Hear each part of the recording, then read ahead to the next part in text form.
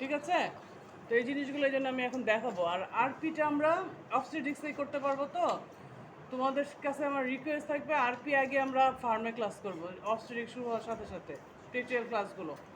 তাইলে আমাদের যে ডেফিসিয়েন্সিটা আছে আরপির ওইটা ওইখানে আমরা ফিল আপ করে ফেলতে পারবো। আর এখন যদি এখন থিওরিটিক্যালটা পড়ে ফেলো তাহলে এটা আমাদের তো সুবিধা হবে। ঠিক আছে? গাইনোকোলজির জন্য আরপি আমাদের এতটা দরকার আছে, এতটা নেসেসারি না, মানে নেসেসারিও আমি বলবো, কারণ হচ্ছে রিপ্রোডাক্টিভ ডিজিজগুলো তো আমাদের ডায়াগনোসিস করতে হবে। ঠিক আছে? এখন হলো যে দুটো জিনিস দেখো, এখানে অনেকগুলো জিনিস আছে না, আমরা কিছু রিপ্রোডাক্টিভ হরমোন পড়েছি।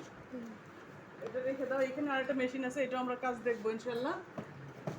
আমরা হচ্ছে রিপ্রোডাক্টিভ হরমোনগুলো থিওরিটিক্যালি পড়েছি কি যে আমরা তাদের কাজ কি সঠিক অরিজিন হচ্ছে, তাই না?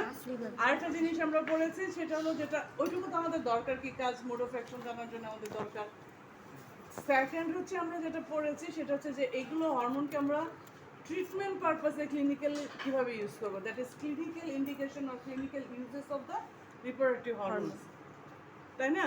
তো এখন আমরা তো ফিল্ডে অনেক ধরনের হরমোনস আছে, হরমোনগুলো আছে, হ্যাঁ। তো হরমোনগুলো কী কাজে ব্যবহার হয়, কেন হয়, সেইগুলো তো যতক্ষণ থিওরিটিক্যালি পড়ার সাথে সাথে আমরা যখন অ্যাপ্লাই করতে পারতাম ফিল্ডের সাথে সাথে, তাহলে আমাদের মনে থাকতে বেশি, তাই না? তো আমাদের তো অ্যাপ্লাই করার সুযোগ কম, কিন্তু আমি কি করছি, আমার জীবনের যত কালেকশন আছে ওইখান থেকে একটা একটা করে স্যাম্পল তোমাদের জন্য রেখে দিচ্ছি, যেগুলো হচ্ছে তোমাদেরকে একটু দেখাবো আমি, যেটা তুমি যদি